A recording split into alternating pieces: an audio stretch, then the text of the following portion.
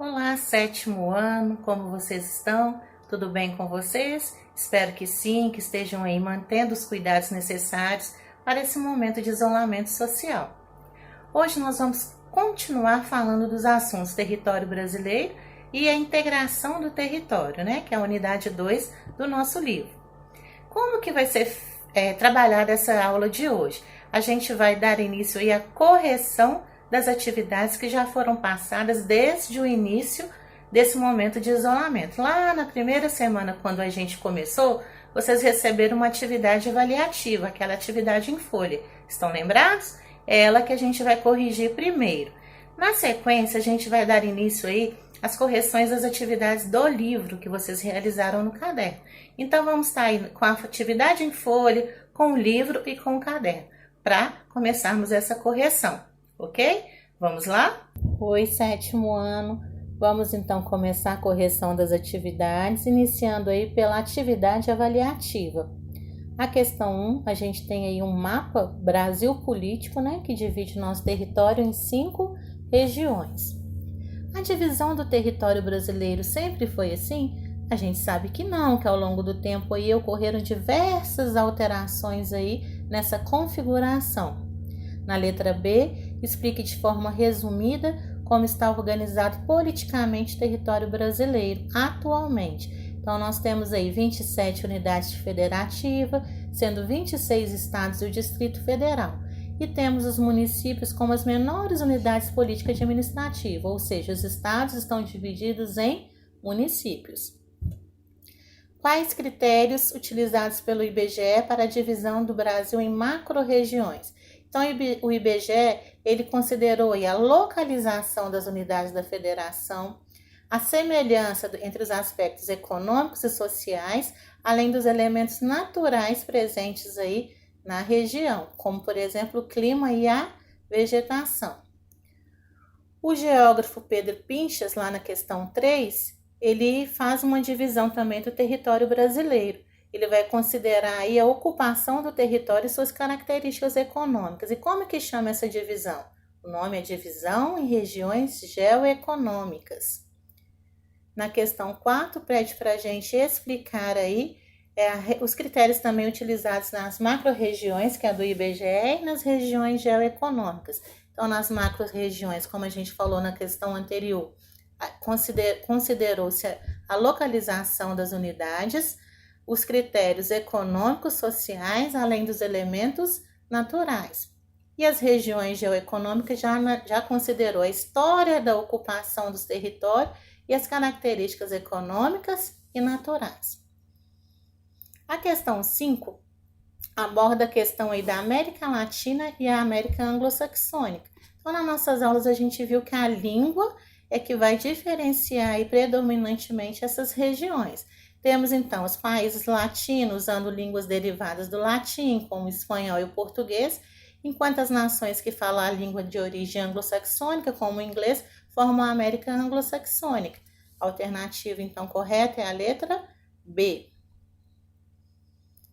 Questão 6 fala sobre as capitanias hereditárias, perguntando o que era e também querendo saber se o limite dos territórios daquela época se corresponde aos limites atuais. Então, a gente fala aí primeiro o que são as capitanias hereditárias, né? São os lotes concedidos pela coroa portuguesa aos seus donatários e passavam de pai para filho. E essa configuração não é mais a mesma, porque a gente tem aí essa expansão para o oeste, com deslocamento de povos para além das fronteiras de Tordesilhas. Então, durante esse período em que Portugal esteve integrado à Espanha, na chamada União Ibérica. A questão 7, nós temos uma imagem aí da ponte de Wilson Pinheiros, né, que divide aí o Brasil e a Bolívia. A pergunta é, neste local, qual o limite que divide o Brasil e a Bolívia? Esse limite é natural ou é artificial? Então, a gente vê aí um rio dividindo os dois países, então o limite é natural. Questão 8, limite pode ser entendido como sinônimo de fronteira? Explique. Sabemos também que não. O limite vai indicar apenas uma linha imaginária que divide os países, cidades ou regiões. Já a fronteira vai ser o quê? A zona de contato entre os países vizinhos. Ela vai se estender ao longo das linhas do limite. Questão 9, temos uma manchete. Câmara aprova política para universalizar, internet nas escolas. Proposta busca fomentar o uso pedagógico de tecnologias digitais na educação básica. Texto segue para análise do Senado. Qual o poder que está se referindo a essa manchete? Gente, é o poder legislativo, porque é ele que vai aprovar as leis.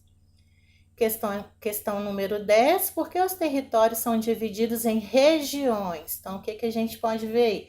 Para poder estudar de forma mais detalhada as características de um território.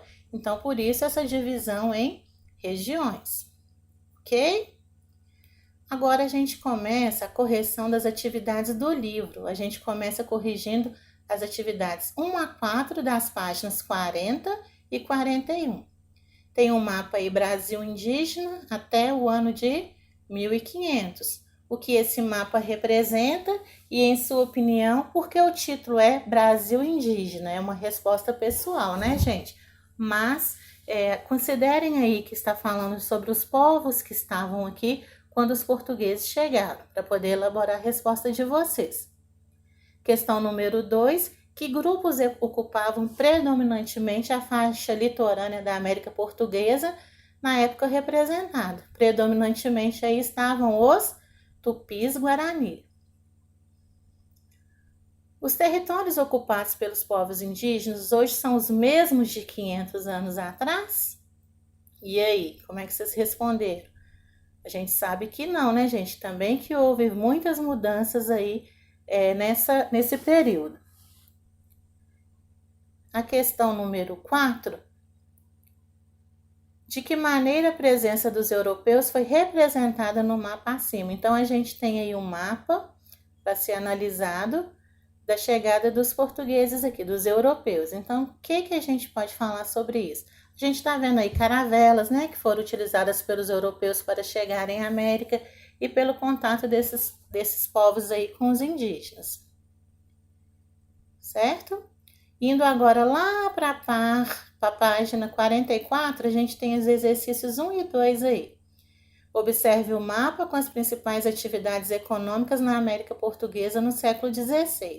América Portuguesa, economia e ocupação do território no século XVI.